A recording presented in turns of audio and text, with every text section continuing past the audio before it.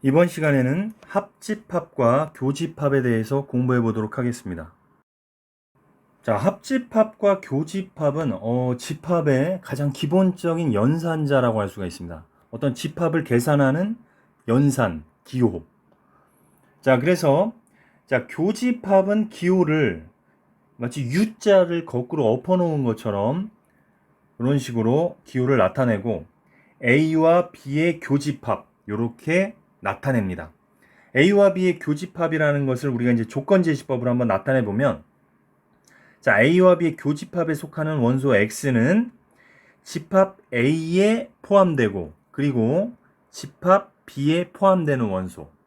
무슨 이야기냐면, 집합 A에도 포함되고 집합 B에도 포함되는 원소를 집합 A와 B의 교집합이라고 우리가 정의를 하는 겁니다. 자, 마찬가지로 합집합은 U자처럼 생겼죠. 그래서 A와 B의 합집합 이렇게 나타내고, 자, 합집합을 조건제시법으로 나타내면 X바, 자, X는 어떤 원소냐면 A에 포함되거나 또는 B에 포함되는 원소. 자, 그래서 예를 들어서 한번 설명해 보도록 하겠습니다. 예를 들어서 만약에 집합 A가 원소가 1, 2, 3, 4, 5로 되어 있고 집합 B는 원소가 4, 5, 6, 7로 되어 있습니다. 그럼 이때 A와 B의 교집합. 교집합이라는 것은 앞에 정의에서 봤던 것처럼 A에도 포함되고 B에도 포함되는, 모두 포함되는 원소가 교집합이라고 했죠. 그래서 A는 1, 2, 3, 4, 5고 B는 4, 5, 6, 7이니까 A에도 포함되고 B도 포함되는 원소는 4와 5가 되겠죠. 그래서 A와 B의 교집합은 4, 5 이렇게 써주시면 되겠습니다. 자, 그럼 합집합이라는 것은 A에 포함되거나 또는 B에 포함되거나 둘 중 어느 곳에 포함되어 있어도 상관없는 거죠. 물론 둘 다 포함되어 있어도 상관없죠. 따라서 A와 B의 합집합 같은 경우에는 A의 원소를 모두 써주고 A에 포함되는 원소는 모두 다 되는 거니까, 그 다음에 B에 포함되는 원소도 모두 써주는데 4와 5는 중복되니까 또 써줄 필요는 없겠죠. 그럼 6과 7을 써주면 이렇게 1, 2, 3, 4, 5, 6, 7이 바로 A와 B의 합집합의 원소가 되겠습니다. 자, 그 다음에 이제 서로소라는 말이 나옵니다. 우리가 중학교 때 서로소라는 말이 한번 나왔어요. 어떨 때 썼냐면 최대 공약수가 1인 두 자연수를 우리가 서로소라고 했었죠. 둘의 공약수가 1밖에 없을 때. 자, 그럼 집합에서 서로소는 뭐냐면 A와 B 둘의 교집합이 공집합일 때, 즉 A와 B가 공통되는 놈이 하나도 없을 때 우리는 집합 A와 집합 B를 서로소 관계라고 합니다. 뭐 예를 들어서 집합 A는 1, 2, 3이고 그다음에 집합 B는 4, 5가 있다. 그럼 집합 A와 집합 B는 공통되는 놈이 하나도 없기 때문에 A와 B는 서로소다. 이렇게 이야기할 수가 있겠습니다. 자, 그럼 이번에는 앞의 예제를 통해서 우리가 합집합의 원소의 개수를 어떻게 계산하는지 한번 공부해 보도록 하겠습니다. 지금 앞의 예에서 A의 원소가 1, 2, 3, 4, 5, B의 원소가 4, 5, 6, 7이었습니다. 그럼 이렇게 벤 다이어그램을 나타낼 수가 있겠죠. 자, 이때 합집합의 원소의 개수죠. 지금 n이 개수인데 지금 합집합의 원소의 개수가 몇 개냐면 1부터 7까지니까 7개가 되겠죠. 그 다음에 A의 원소의 개수는 하나 1부터 5까지니까 5개가 되겠죠. 그 다음에 B의 원소의 개수는 B의 원소는 4, 5, 6, 7이니까 4개가 되겠죠. 그러니까 우리가 A의 원소의 개수에다가 B의 원소의 개수를 더하면 9개가 되는데, 그럼 합집합의 원소의 개수는 이 벤 다이어그램 안에 있는 모든 원소의 개수니까 여기 A의 원소의 개수, B의 원소의 개수를 합한 거에서 교집합의 원소의 개수는 지금 2개라는 것을 알 수가 있습니다. 즉 A의 원소의 개수와 B의 원소의 개수를 더한 다음에 교집합의 원소의 개수를 빼야지 합집합의 원소의 개수가 나오는 겁니다. 왜 그래요? 당연한 거죠.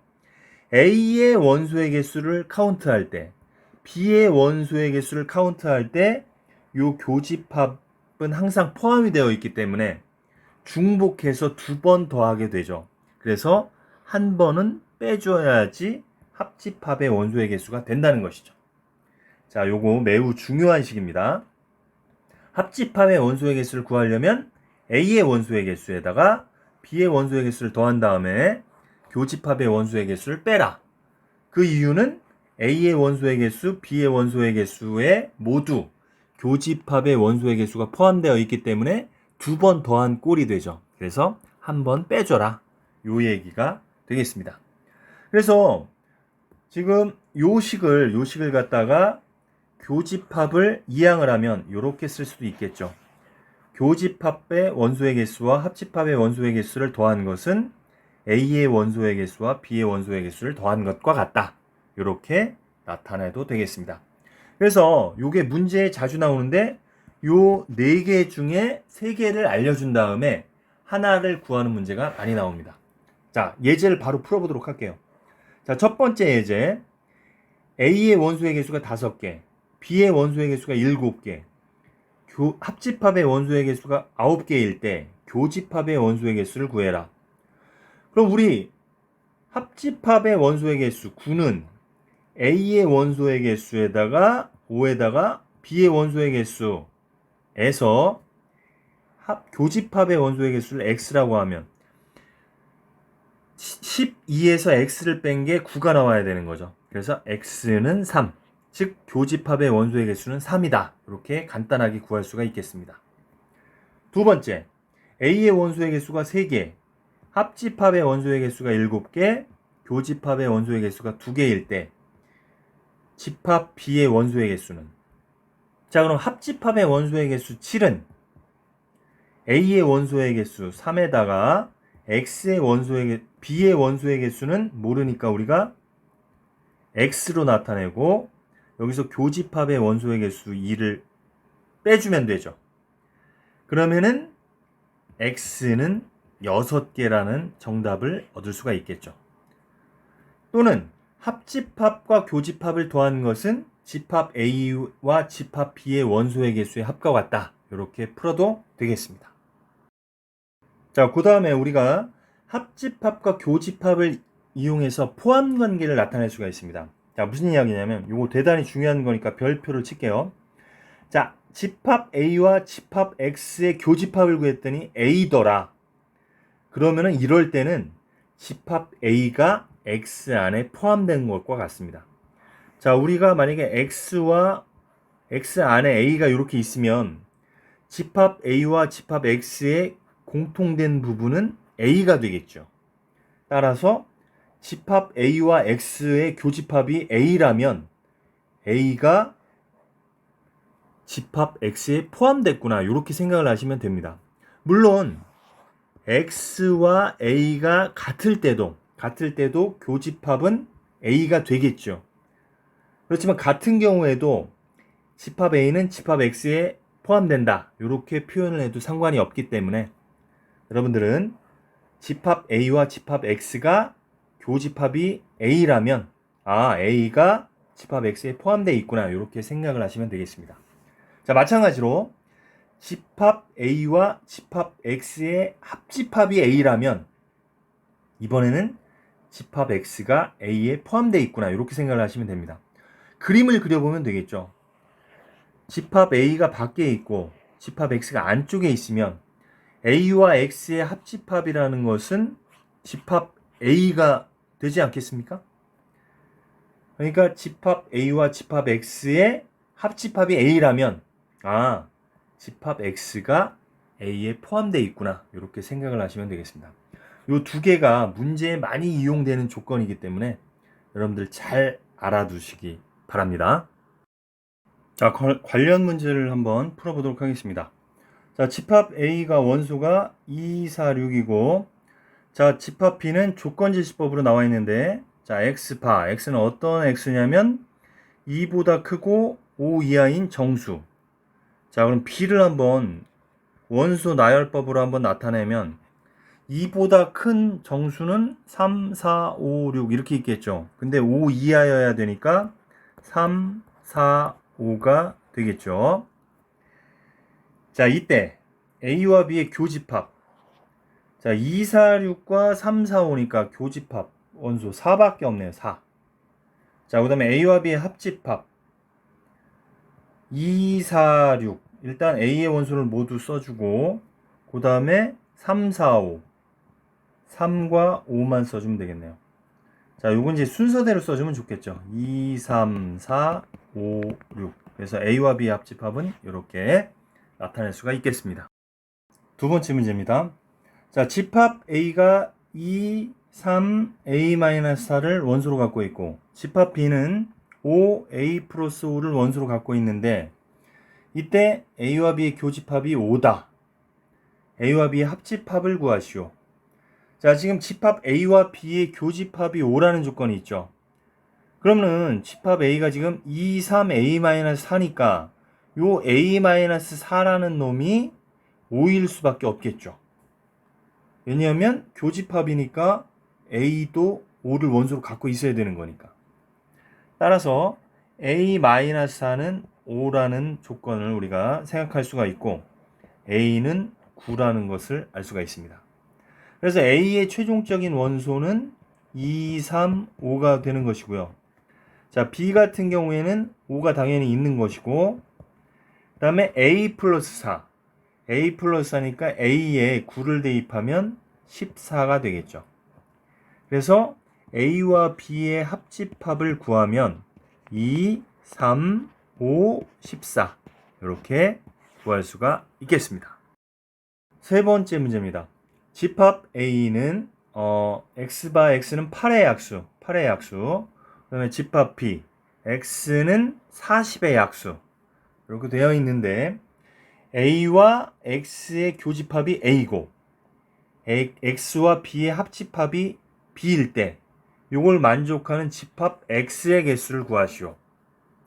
자, 일단 요거 앞에서 설명하면서 선생님이 강조를 했던 건데 A와 X의 교집합이 A라는 것은 A가 X에 포함되어 있다는 얘기죠.